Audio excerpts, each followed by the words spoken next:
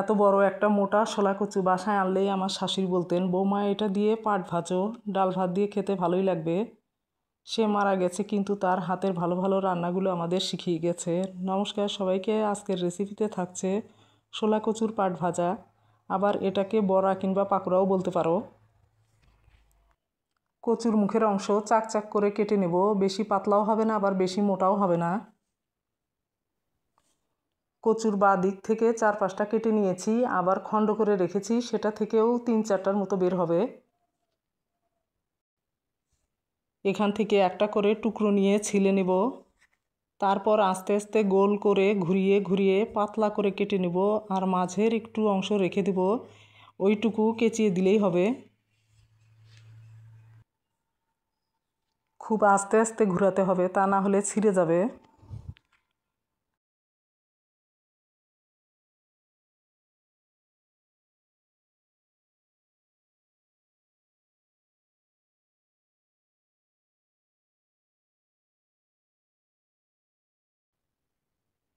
এখন আবার এটাকে গোল করে পেঁচিয়ে নেব, এভাবে কেটে নিতে একটু সময় লাগবে। এখন ব্যাটারের জন্য কিছু চাল আর ডাল ভিজিয়ে রাখবো।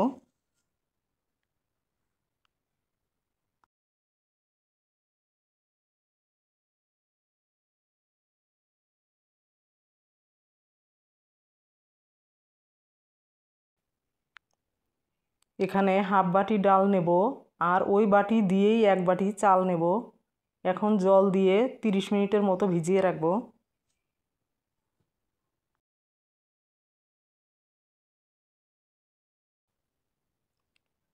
কচুর চাক তাড়াহুড়া করলে ছিঁড়ে যাবে, কারণ আমরা এখন সব কাজই তাড়াতাড়ি করার চেষ্টা করি। তবে যদি ছিঁড়ে যায় তাহলে একটা টুথপিক দিয়ে এভাবে আটকিয়ে নেব।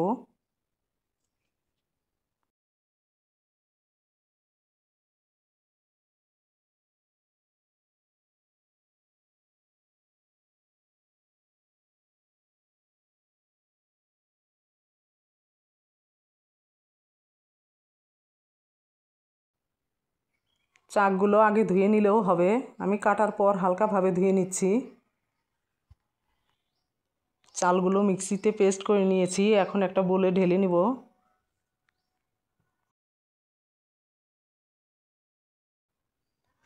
এখন এতে দিয়ে দিব 1 চামচ শুকনো মরিচের গুঁড়া, হাফ চামচ হলুদ গুঁড়া, পরিমাণ মতো লবণ, হাফ চামচ কালো জিরা, হাফ চামচ চিনি, আর সামান্য খাবার সোডা। এখন সব কিছু ভালোভাবে মিশিয়ে নিব।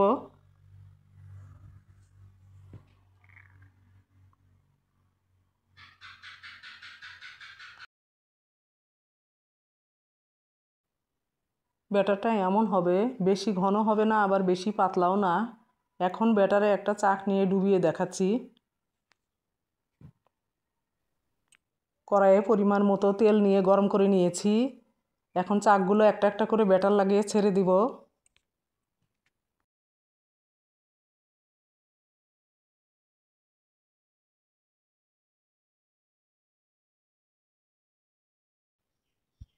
মিডিয়াম আঁচে আস্তে আস্তে ভাজতে হবে। এক পাশ হয়ে গেছে, অপর পাশ উল্টিয়ে দিব। এমন লাল করে ভেজে নিতে হবে। ভাজা হয়ে গেছে, নামিয়ে নেব। একটা ভেঙে দেখাচ্ছি ভেতরটা কতটা নরম হয়েছে আর উপরটা মুচমুচে।